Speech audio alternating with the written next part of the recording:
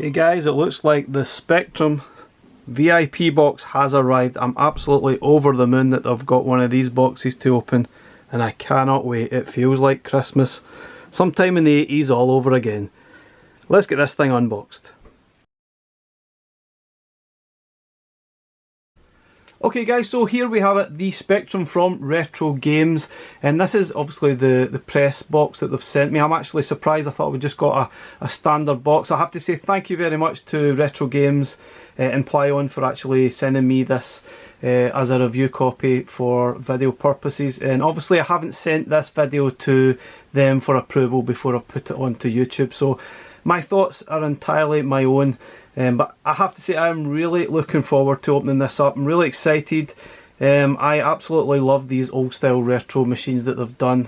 I've loved all of them, the C64 Mini, the A500 Mini, the 400 Mini. They've all been really good, and I think hopefully this will be another good one. But anyway, look at this front cover. Obviously got the Hobbit. I'm not entirely sure what this does. I guess we can change it between the two. There's obviously two options here. Oh yeah, we've got two options to look at. It looks like basically a loading screen on your Spectrum. Oh, sneak peek at the Spectrum there. So this is the other side of it, and some of the games that are included on the Spectrum. And here's another little piece here as well, which is kind of interesting. I'm sure some people might be printing that out and seeing what happens. I'll probably do something different, but that'll just print it all over the screen, which will be pretty cool. Anyway guys, I'm looking forward to getting stuck into it. Let's see what's inside the actual box that they've sent.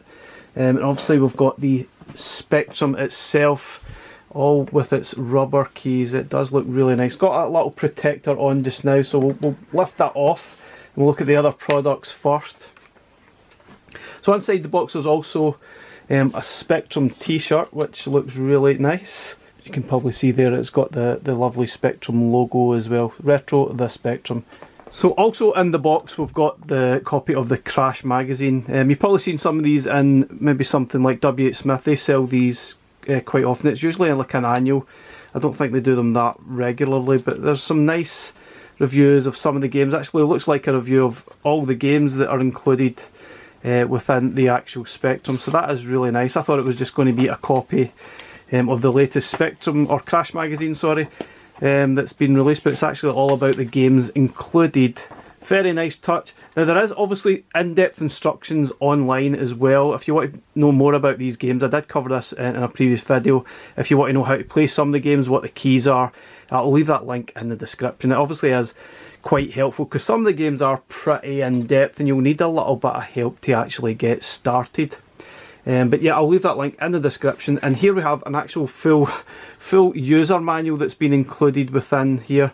This is a press review exclusive. Wow, this is actually very cool. Now, I did actually see on Retro Games' Facebook page that they will be able to be selling these on Amazon. And Amazon will probably print them out and you can actually buy these.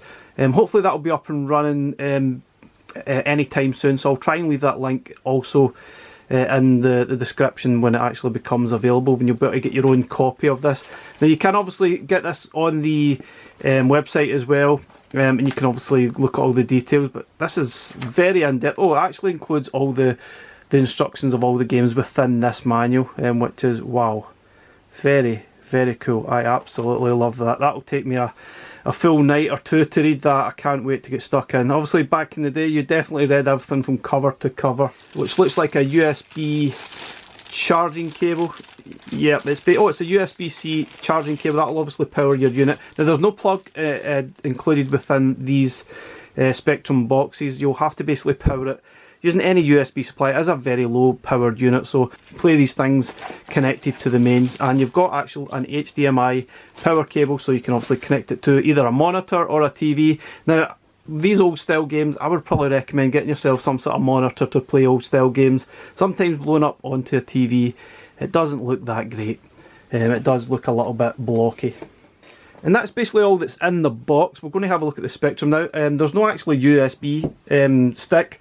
I noticed a few people obviously got the USB stick, so thankfully I did actually order one from the site the other day. Hopefully it will arrive in a couple of days, but I have actually prepared myself a USB stick full of some games already prepared and flashed. If you want to know how to do that, I'll leave a link in the description how to actually prepare your USB stick to obviously add your own ROMs. But this is what I've got. It's basically a SanDisk.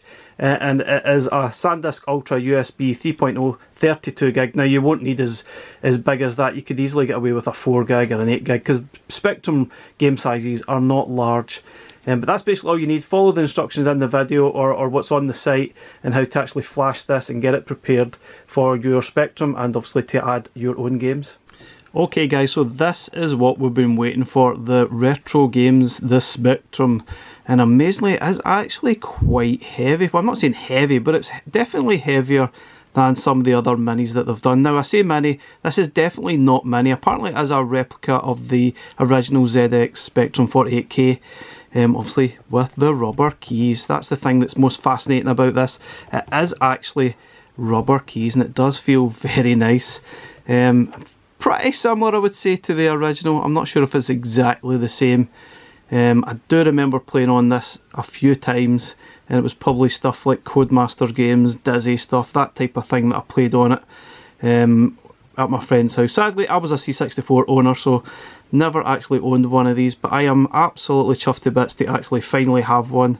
And it looks really, really nice. So yeah, it's obviously got all the keys, the rubber keys. It's got the Retro Spectrum sort of label at the top. There's nothing really on the bottom. It looks obviously a little bit like a dust magnet, I think. Nothing on the sides either side. On the back, we've got the serial number there. I'm not sure if you can quite make that out. It's 140, which is pretty cool. That's pretty low. And it is quite a low input. It's only 5 volts, 1 amp, so it's very, very low powered unit.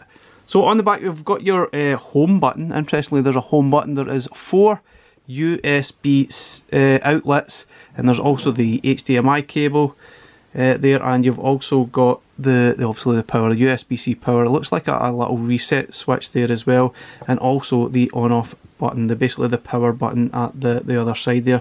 So obviously you'll need a few things connected here. You'll probably have your USB sort of stick for your games. You might have some other attachments like your controllers, and goodness knows what else you'll probably want to try and experiment with this sort of device.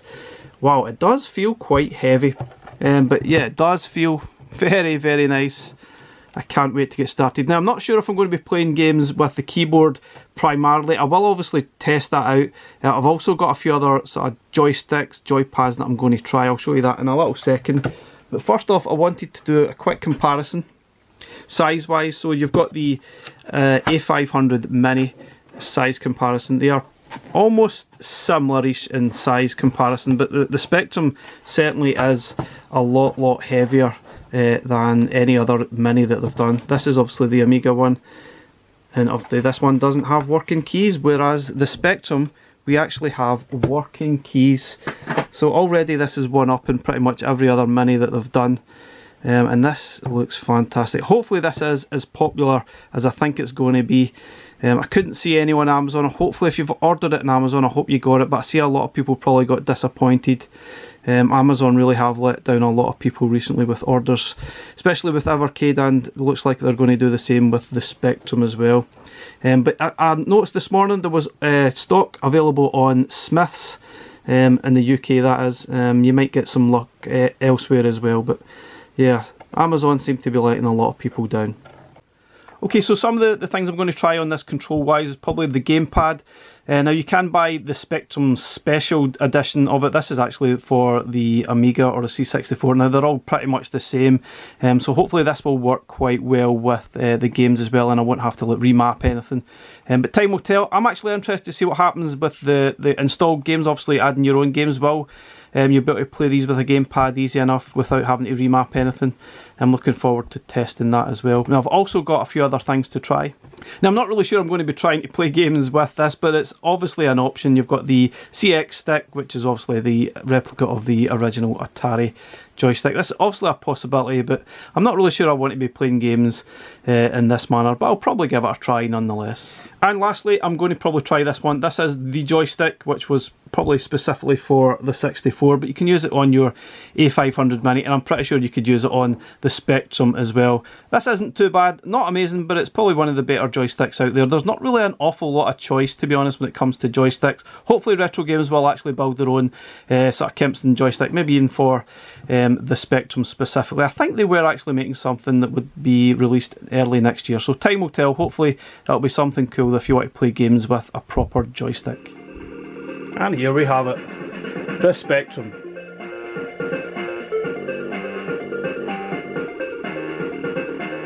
Okay guys, what I've done now is added the gamepad so that you can actually use that, and it's obviously recognised right away. So if you're really going to pick up a gamepad, this might be the best option, and it should be recognised right away. And then the options at the bottom of the screen change thusly to recognise that you've got a gamepad inserted, and obviously you get different control methods down the bottom to help you. That's actually a really nice touch. I'm absolutely loving that. That's really cool. Okay guys, next up I'm trying out the CX stick, and that obviously is recognised as well.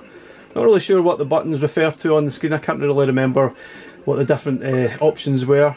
Obviously I will have to experiment a little bit. I know there are buttons on the side somewhere. Yeah, there's buttons on the bottom here and the side. I'll need to try and work that out. It does get a little bit confusing. There you go. But you see it does recognise the CX stick as well. You can play that. I'm not sure this would be the best way to play your games though. Okay guys, so this is the joystick, and this is obviously recognised as well. A little bit more noisier and a bit clickier than some of the other control methods, but that is fine as well. Obviously it'd be interesting to know what happens with a controller it doesn't recognise. Can you map it? I'll have to have a look at that. Hopefully you should be able to map different types of controllers. Okay guys, so I've tried to add an 8-bit Do controller, but it's not recognised with the Spectrum. Now there is a section in the manual to show you how to map controllers that are not recognised. I'll probably cover this in a separate video because it's a little bit more complicated. It's something to do with you need to probably place a file on your USB stick. Okay guys, so obviously it's really up to you how you control your Spectrum, whether you play your games using the keyboard or you get yourself a gamepad. It's really a personal preference. If you want to utilise this, you use O and P to go left and right, and Q and A goes up and down on obviously the screen there, and you get the different options there to help. You can press the Q button if you're not entirely sure what the controls are.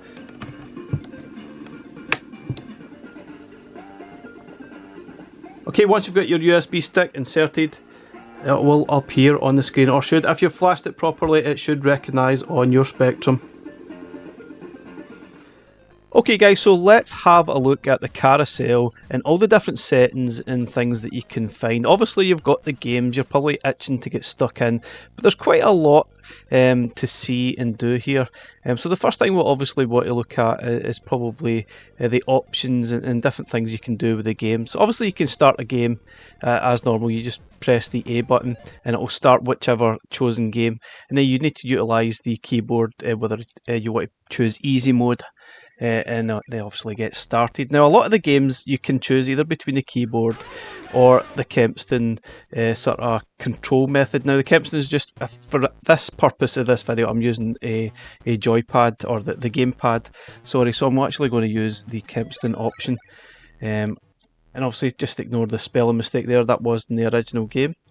And you can just press the space button to sort of whiz past that. Now this is obviously playing with the gamepad, and it controls absolutely perfectly.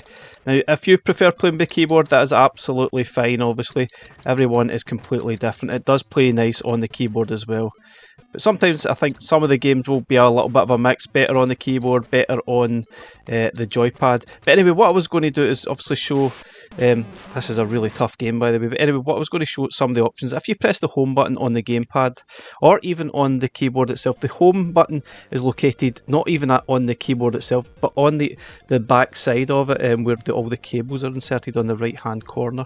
Then you can obviously you can see that your game's hanging at the top corner. You can just quickly press the home button, it will jump straight back into the game.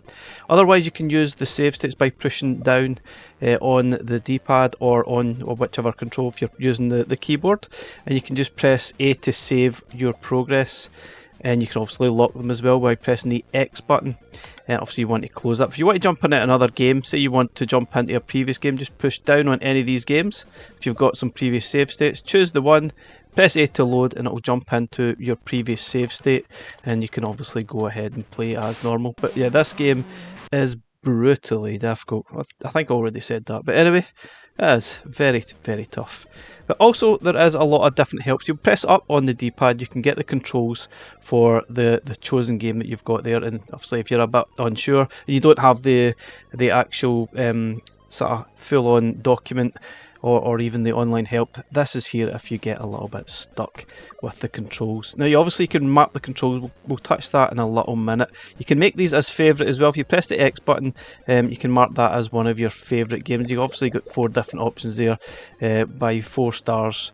You can also sort them by different ways, by author, by genre, by year, by publisher, and by favourite, or you could just by title, which is absolutely normal, I would say here.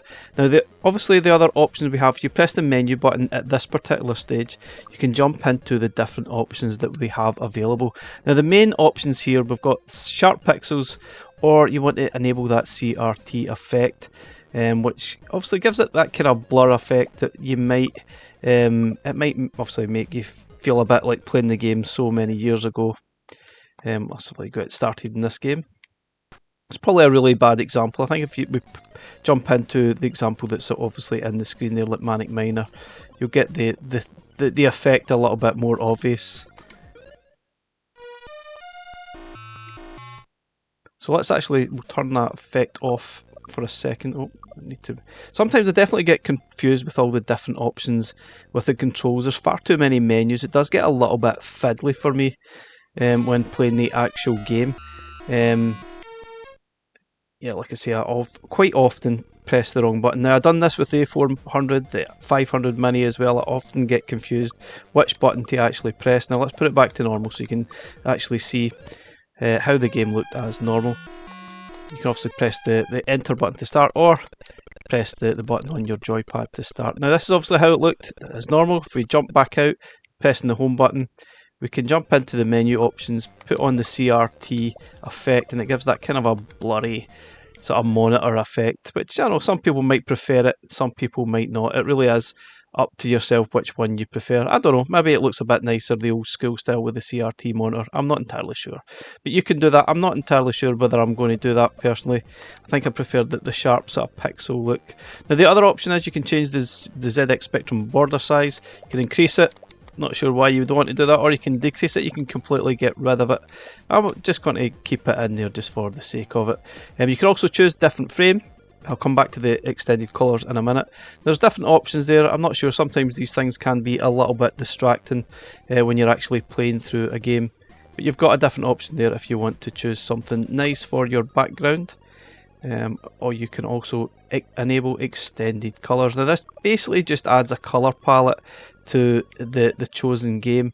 Just makes it look a little bit different. It's going to vary by game to game how they look. Some games it's maybe a little bit more effective than others, and you can actually do this with I'm pretty sure you can do this with your loaded games as well, although I'm not sure whether you actually need to create a colour palette and obviously save that into the USB stick as well. I'm not entirely sure. I'm going to have to do some background checking on that, but sometimes I'm not sure. Some of the games will maybe look a little bit nicer or maybe just a little bit different. It's just basically different colours to the standard game. Now we can mess about with this, and we'll probably look at this in a future video and see what we can get up to.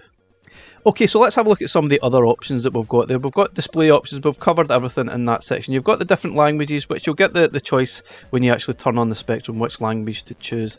So you choose the one you want. You've got advanced options in here. Now system options, just choose which you want the music volume to be at. Boot mode, now you can choose whether you want to boot into the classic sort of Spectrum sort of classic mode if you like. It really depends if you want that classic experience. I'm pretty sure a lot of people will. You can switch to classic mode just like the touch of a button, and you can input all your programs here.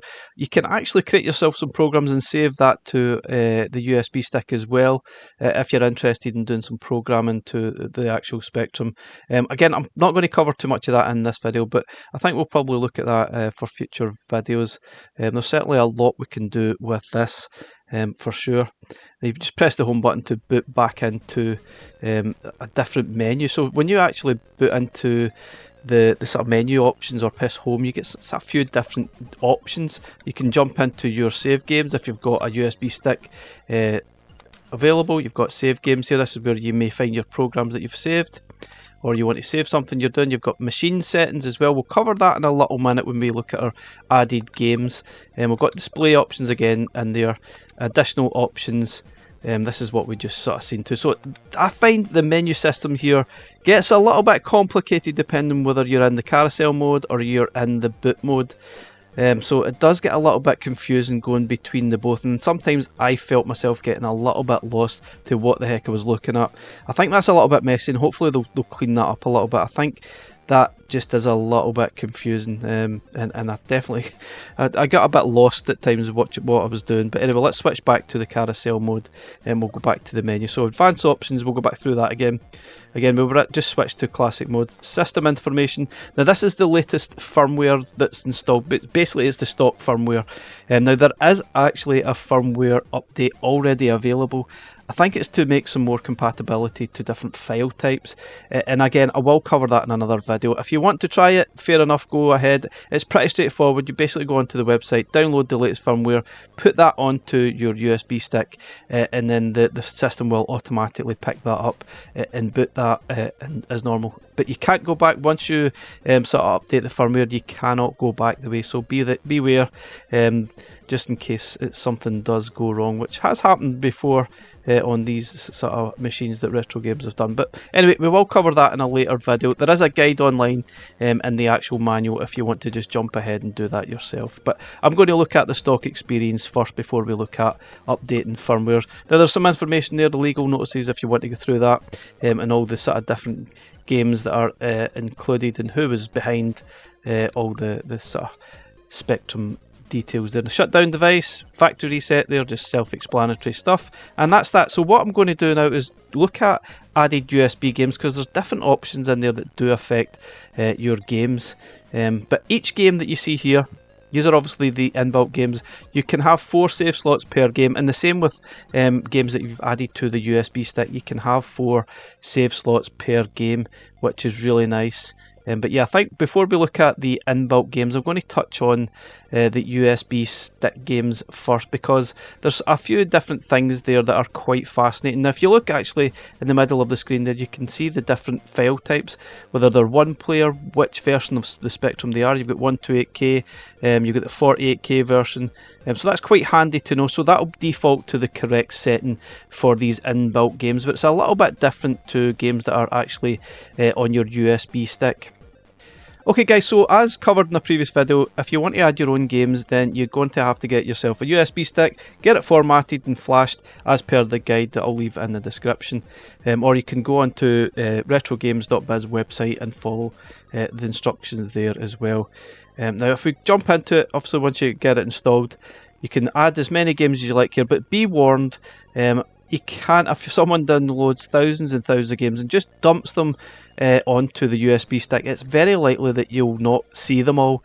Going by the previous sort of minis that were released, each sort of folder was limited to 256 lines, I think it was. So if you don't see all your games, that's because it's limited to the amount that you can actually see in one folder. So that's why I've obviously created a lot of individual folders. So games beginning with numbers, games beginning with A. Now that might not even be enough itself. You may have to split it down even further still, like AA to AS or something like that. That kind of thing. You're going to have to get smart with these folders if you're planning on adding thousands of games. Now I wouldn't recommend adding thousands and thousands of games, because you can only play so many at one time. Just add the ones that you're really interested in first and go from there. If you do that, then you don't even need to do the folder structure, but it's probably quite smart to maybe start creating your folder structure like that and add your different games in. Then you'll know and you'll keep it nice and tidy as it is there. Now I kept those games outside the folders deliberately,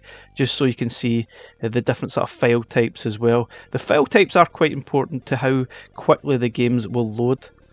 There's obviously a few different file types that the Spectrum will recognise, and there's obviously a list of them on RetroBiz, or in the manual, sorry, that it will take. Now if they are the TAP, those games will load instantaneously. There are other file types, I can't remember which ones, they will actually load they will actually load as per they would normally back in the day, i.e. they would take about 5 to 10 minutes to load.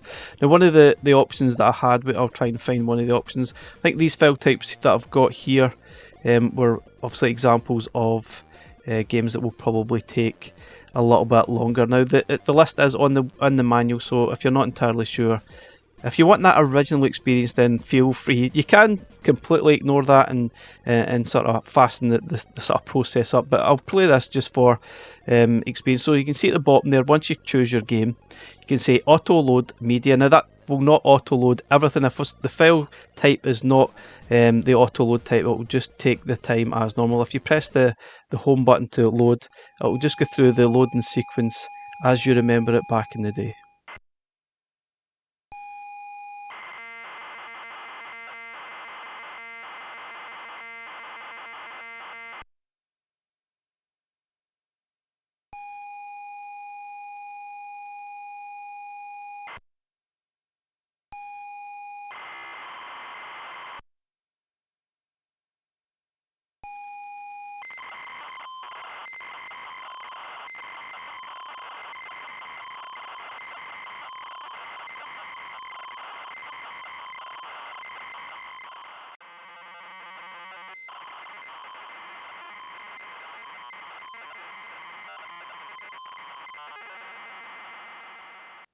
Okay, so what feels like almost an eternity, it finally loads. Now, I'm not really sure who wants to have that experience of the games taking 10 minutes to load when you can have it loading instantaneous. I don't know. I'm sure some people will happily try it and play it. I think we are just completely spoiled these days, right enough. Anything that takes longer than 30 seconds to load is just a travesty in my book, but obviously we are in a really spoiled state these days.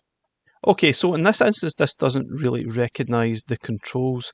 Now you have to obviously set it up properly when you're doing this. Obviously, if you want to play the keyboard, that's absolutely fine. But if you're inserting your own sort of control method, then sometimes it's a little bit tricky to get recognised. So if you press the home button, and we can go into this set. If you press the menu button now, we can go into the advanced options.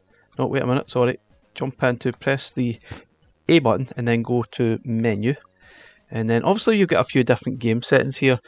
Now it's defaulted to 48K, but I guess if you want to make sure it's compatible with every game, the best option is actually to choose universal, and then it should play or automatically pick the correct Spectrum version for you. You can also change the border size here as well, and you can change the tape loading speed. If you don't want to wait 10 minutes, then you can put this to maximum if you'd prefer, so you don't need to wait that time.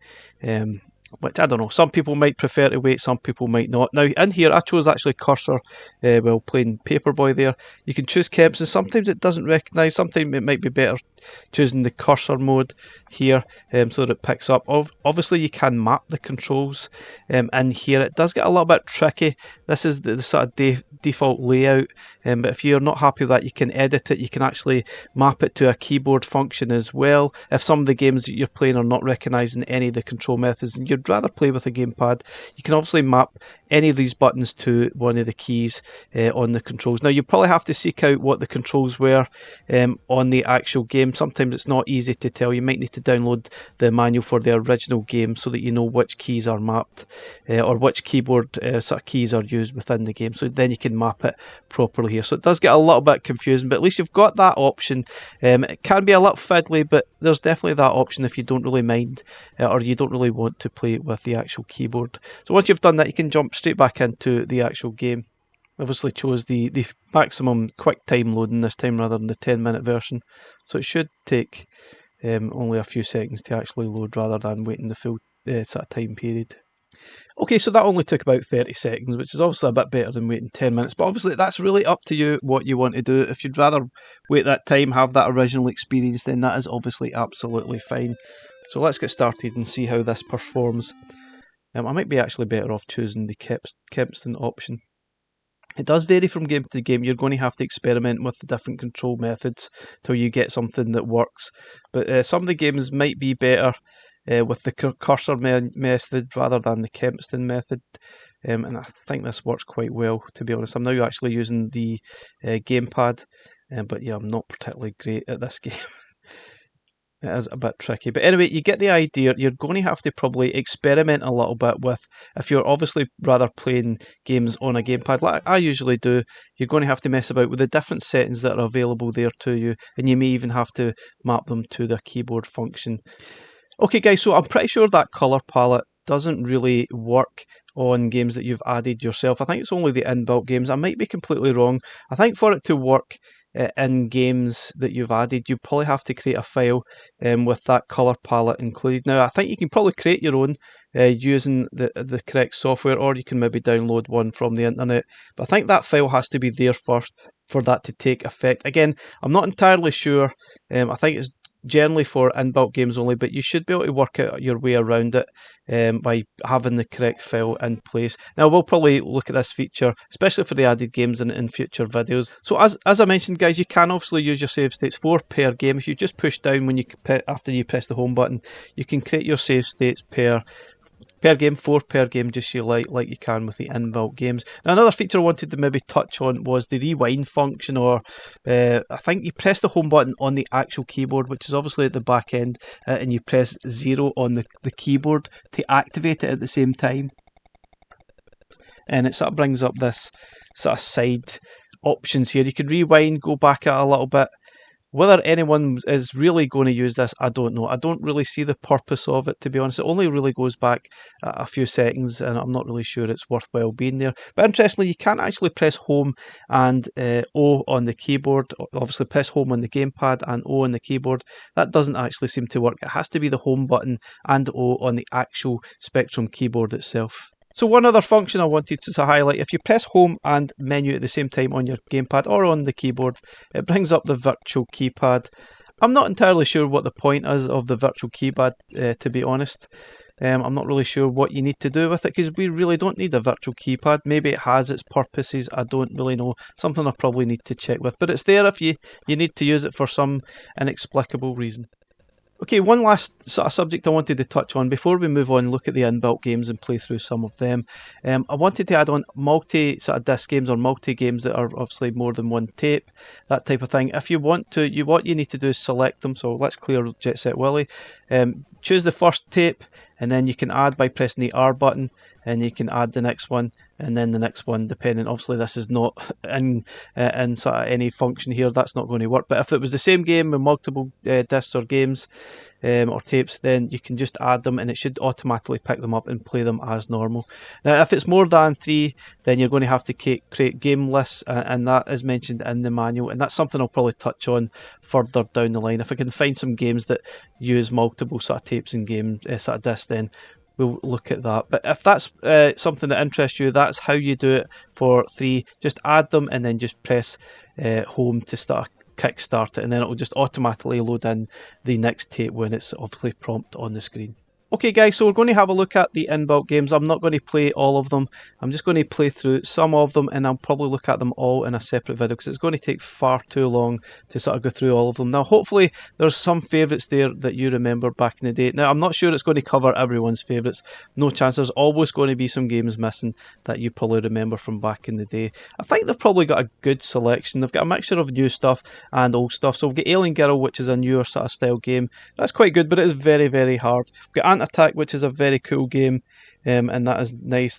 We've also got Army Moves. That's an older game. Off Widerson Monty, that's a platform which is nice. Avalon, a little bit rough, but yeah, it looks pretty cool. Bobby Baron, that's like your Marble Madness style game. Cosmic Payback, that I really enjoy that one. I think it's very cool, and it is a newer style game. Again, we got DevWell 2. That's also a sort of newer style game. That's quite nice. It's a platformer. El Stompo is also a newer game which looks really nice and colourful. Exelon, it's nice and colourful. Pretty hard, right enough. Got Fairlight, that's an older style game, a 3D world, and that looks very nice indeed. Got Firelord, that's definitely an old one. That's quite cool. Got Football Manager 2, if you like your football management games, definitely one to give a buzz. A little bit clunky, but definitely worth a try. Freddy Hardest, another sort of platformer style game. Got The Great Escape, that's definitely one you may want to refer to the manual and try and get some idea of what the controls are and what you actually need to do. We've got the classic Head Over Heels, which is brilliant stuff. potentially one of the best games on Spectrum for sure. We've got Highway Encounter, I really enjoyed that one, a sort of isometric puzzle action game. We've got The Hobbit, that's definitely one you're going to need the sort of keyboard to utilise all those different commands. This one is very, very in-depth, and I'm going to give that one a bash later down the line. That looks very cool. Horace Goes Skiing, which is an older style game, I think. Yeah, and that's pretty interesting. We've got Jack the Nipper, which is okay, not in 3D. I never quite got my head around that one. We've got The Lords of Midnight. I always remember that one. Never had a clue what the heck I was doing right enough, but that one is very in-depth as well, which I think you'll definitely need to seek out the manual if you're playing that for the first time.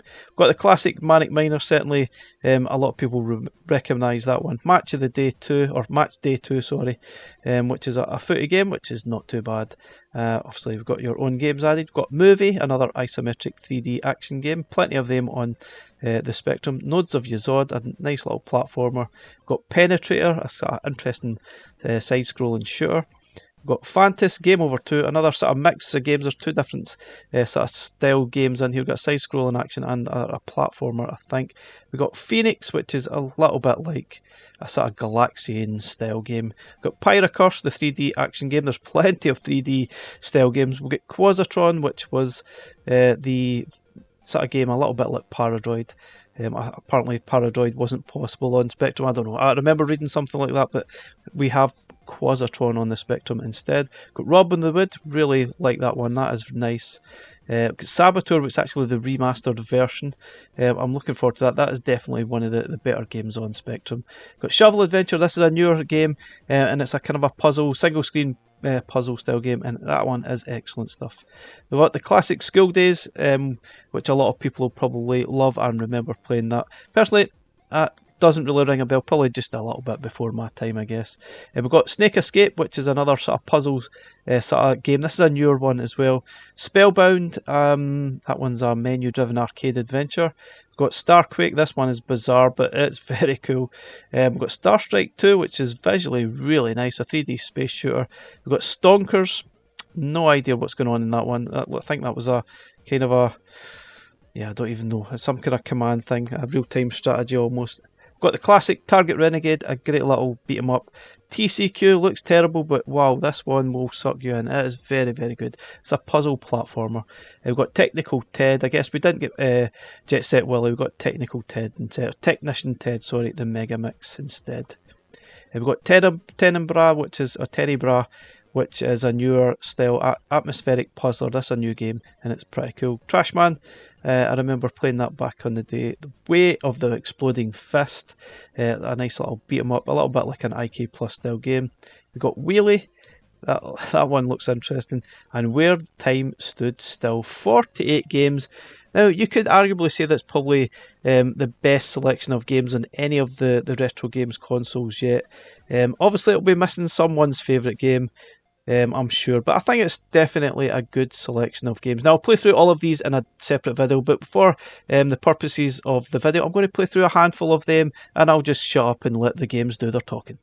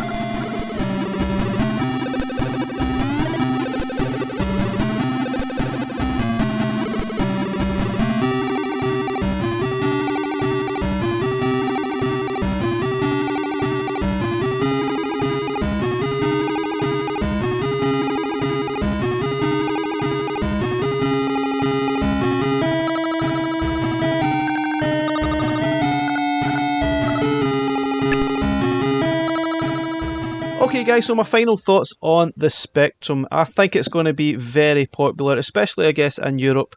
Outside that, I'm not entirely sure how popular or how much the interest will be. I think definitely if you had nostalgia for the Spectrum back in the day, you are going to absolutely love getting your hands on this. I think you'll be definitely in your element. For everyone else, not entirely sure.